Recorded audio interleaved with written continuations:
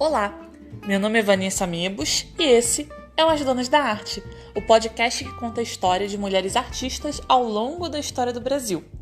Em cada episódio, você vai conhecer a trajetória de uma personalidade feminina nos campos do teatro, música, cinema, literatura e artes plásticas. Conhecemos a maioria das obras de arte por um ponto de vista muito masculino. Então vamos mudar um pouco essa perspectiva? O nosso primeiro episódio vai ser sobre uma mulher caricaturista, líder de uma companhia de teatro, entusiasta das artes e que tocava machixe até nos saraus do Palácio do Catete. Ela também foi primeira-dama, tá? Mas você já percebeu que ela vai muito além disso.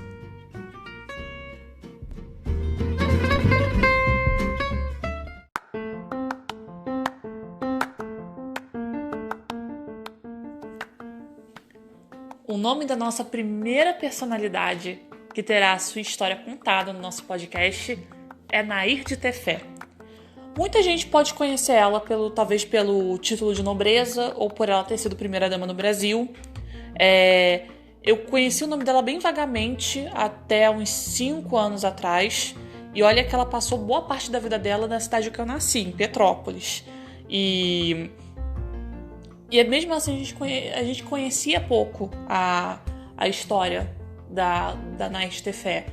E foi muito surpreendente descobrir o quanto ela era ligada às artes e o fato dela ter sido a primeira caricaturista mulher no Brasil.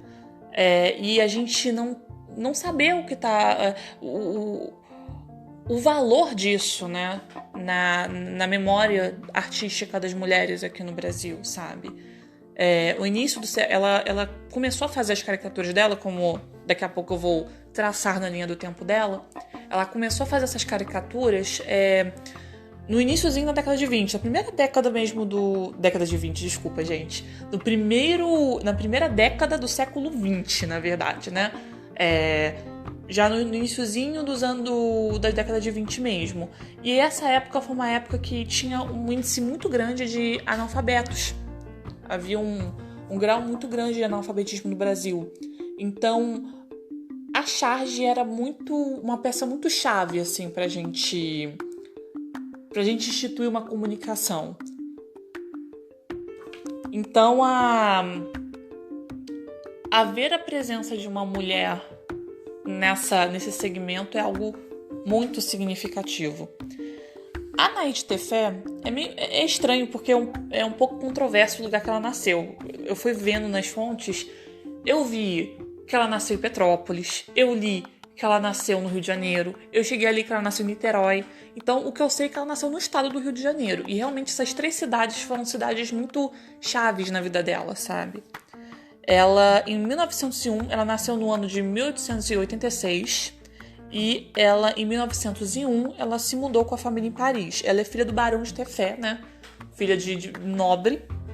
E ela frequenta 2 anos num curso de pintura, que eu vou falar o nome do curso, mas meu francês ele é inexistente, então eu não sei se está correto. Louis Lavroux. Em 1909, ela publica a primeira caricatura, que se chama A Artista Rejane, na revista Fonfon. E é interessante porque ela coloca um pseudônimo chamado Rian. Rian, em francês, significa nada, mas também é um nome Nair ao contrário. Se você inverter Nair, vira Rian. E vira o pseudônimo dela, até porque estamos falando do início do século XX, né? É uma época em que, se hoje ainda é muito difícil uma mulher se estabelecer profissionalmente, não preciso dizer nada daquela época, né? Então ela coloca esse codinome. Em 1905, antes dela publicar a caricatura Artista Rejane, ela já vai ter retornado ao Brasil. Ela se instala aí sim na cidade de Petrópolis e aí sim ela começa a fazer as caricaturas de membros da elite que visitavam na sua residência. Em 1910, ela já vai estar mais estabelecida, né, como caricaturista. Ela passa a publicar na Fonfon a coluna ilustrada Galeria da Elegância. E, em colaboração com a revista A Careta, a seção Galeria das Damas Aristocráticas. É interessante, né? Porque ela vivia num meio de aristocracia e ela fazia caricatura do pessoal que estava da elite, né? Caricaturas que normalmente, quando a gente pensa na palavra caricatura, a gente pensa num efeito até cômico. E é interessante que ela começa a captar isso dos membros da elite e começa a fazer sucesso. Ela começa a publicar então seus desenhos na Gazeta de Notícias também, na seção Galeria dos Smarts. Pouco tempo depois, ela edita 2 páginas de caricaturas de sua autoria, Souvenirs do Rio, na revista francesa Fantasio. Deve ser Fantasio, porque é uma revista francesa, né? Em 1911, ela recebe do governo francês o grau de Officier de Instruction Publique. Esse episódio você vai ouvir eu falando francês de maneira horrível. Então, infelizmente, provavelmente as pessoas que estiverem ouvindo e que souberem de francês devem estar sofrendo um pouco. E em 1912, ela tem dois fatos que eu acredito que foram muito interessantes na vida dela. Primeiro, assim, que além de caricaturista, ela era uma excelente pianista e cantora. E estrelou como atriz na peça Miss Love, do Coelho Neto. Coelho Neto, que foi um grande dramaturgo brasileiro e que escreveu essa peça especialmente para ela, para você ver a moral que a Anaís de Tefé tinha no meio artístico. Após mais um sucesso com a comédia Longe dos Olhos, de Leopoldo Frois, ela montou sua própria companhia teatral, a Trupe Rian, que destinava seus ganhos às obras assistenciais. Ela simplesmente teve uma companhia de teatro. Gente, que mulher é essa? E aí, nesse mesmo ano de 1912, acontece um acontecimento que vira a chavinha da vida dela. Ela realiza uma exposição individual na sede do Jornal do Comércio e conhece o então presidente do Brasil, Hermes da Fonseca. E no ano seguinte ela já casa com ele. Então, muito antes de primeira-dama, Anaís de Tefé já era uma senhora mulher, uma mulher incrível. E a gente vai ter alguns momentos que a gente vai precisar falar do casamento dela, mas a gente vai deixar mais um destaque para a Nair artista. Obviamente, o fato dela ter virado primeira-dama, ela era muito mais jovem que o Hermes da Fonseca. O Hermes da Fonseca tinha acabado de ficar viúvo. E daí emendou esse casamento com ela. Mas ela não deixou de fazer as suas artes e fazer as suas, vamos dizer, travessuras, porque ela era uma mulher muito à frente do tempo dela, como já percebemos.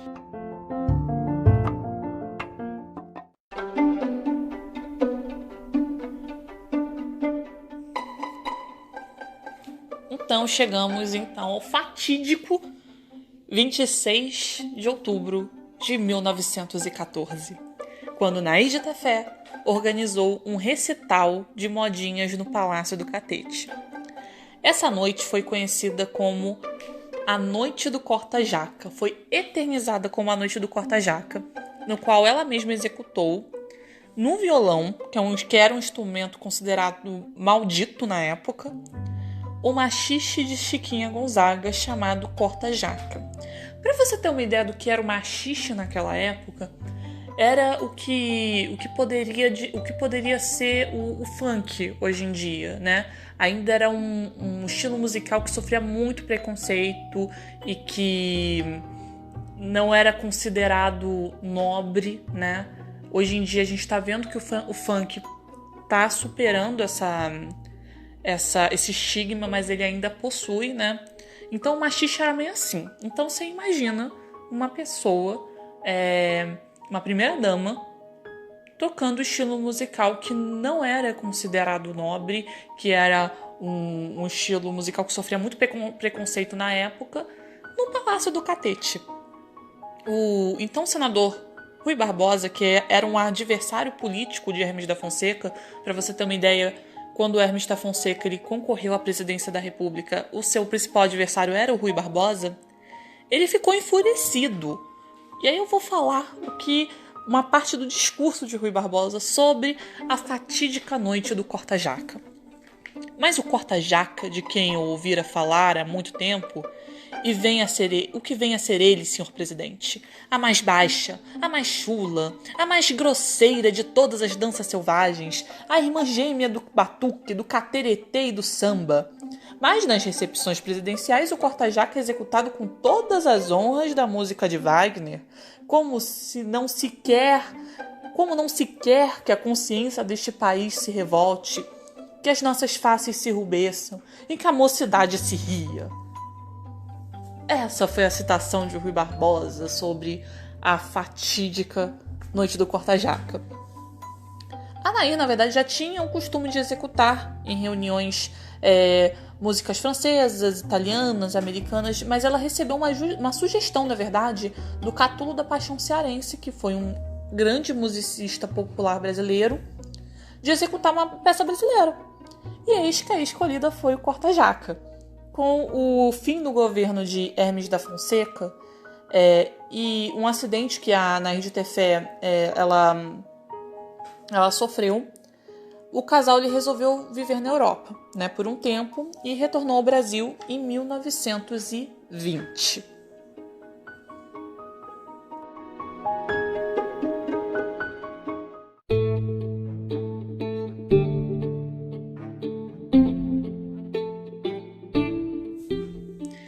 Daí que em 1920 a Nair de Tefé volta ao Brasil, ela volta ao Brasil com seu marido e ela volta a publicar as caricaturas dela, né, na revista Fonfon e na revista da Semana. Só que esse momento de calmaria na vida dela não vai durar muito tempo. Em 1921 o marido dela é preso, o ex-presidente Hermes da Fonseca é preso. Devido ao período turbulento na história do Brasil, houve a revolta dos 18 do Forte e ele é preso, fica preso 2 anos e acaba falecendo alguns meses depois da libertação dele, em 1923. Então ela fica viúva, né? Só que Nairzinha é uma mulher à frente do tempo dela e ela começa a voltar a fazer barulho muito rapidamente. Ela começa a cobrar, inclusive, mais direitos de participação feminina na política brasileira. Ela começa a falar, gente, como assim que as mulheres não têm participação na política do Brasil?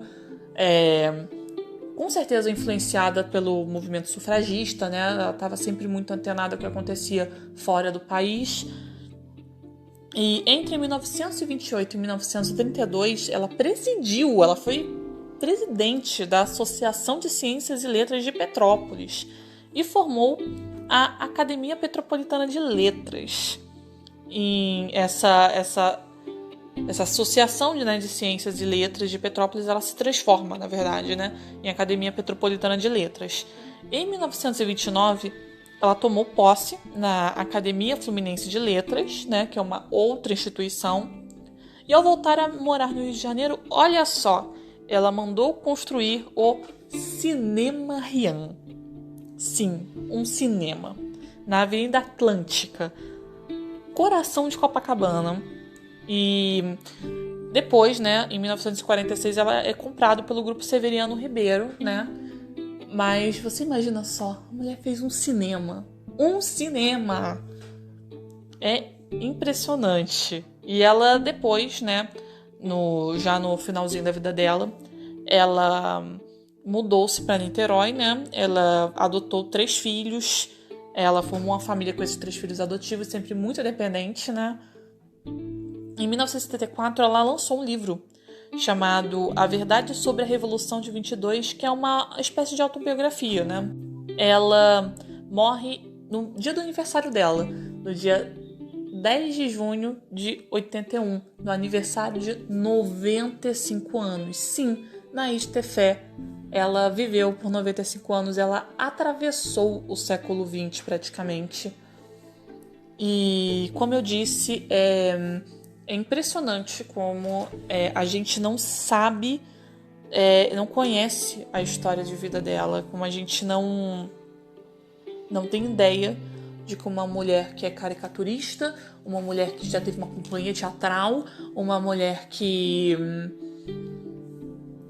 fez um cinema e que presidiu associações e que foi influente nas artes, como essa mulher não tem um significado. Ela não. As pessoas não conhecem ela. Como as pessoas não conhecem a Naide Tefé? Como eu só fui conhecer ela 5 anos atrás, sabe? É para isso que esse podcast veio. É para isso que eu pensei nesse podcast.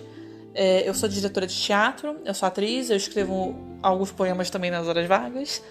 E eu tenho um interesse enorme pelas artistas femininas do Brasil. Eu sou formada em rádio e TV pela FRJ e agora eu fiz uma pós também recentemente em História da Cultura do Brasil, pelo Estácio. E foi nessa pós, na verdade, que me veio a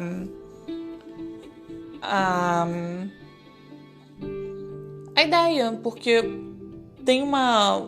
vai ter uma personalidade que possivelmente vai ser do próximo episódio, que eu quero muito falar sobre ela, porque ela foi o tema do meu TCC, então... E eu fiquei abismada que as pessoas não conheciam ela e eu não conhecia ela, e como assim?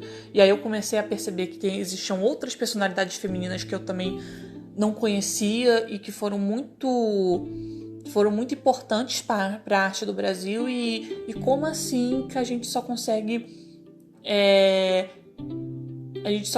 conhecer os artistas homens, praticamente. Claro, temos referências femininas, mas são muito pequenas perto do que a gente pode descobrir.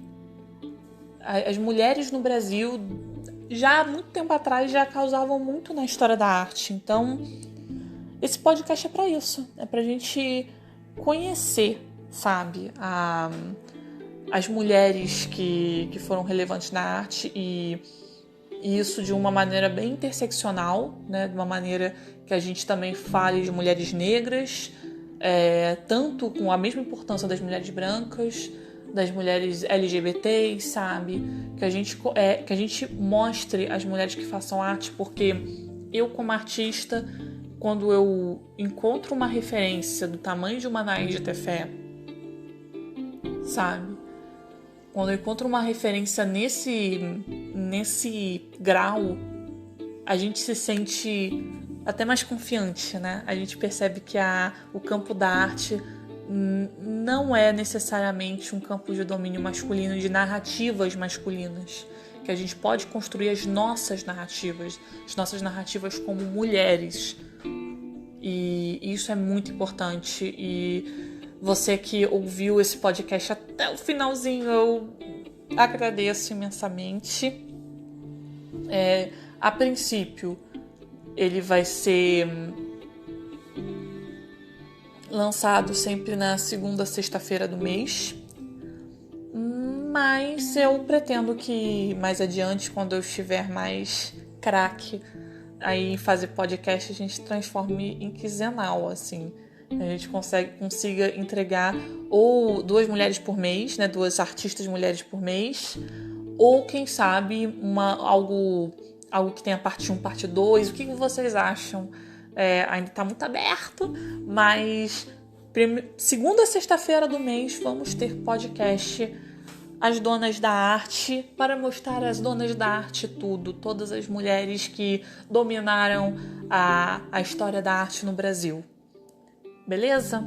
Beleza, então eu volto mês que vem com mais uma dona da arte, mais uma mulher que foi ou ainda é, porque vamos falar de mulheres que já são falecidas e mulheres que ainda estão vivas e na ativa, mas mulheres que fizeram história e que fazem história no meio artístico do país. Beijo!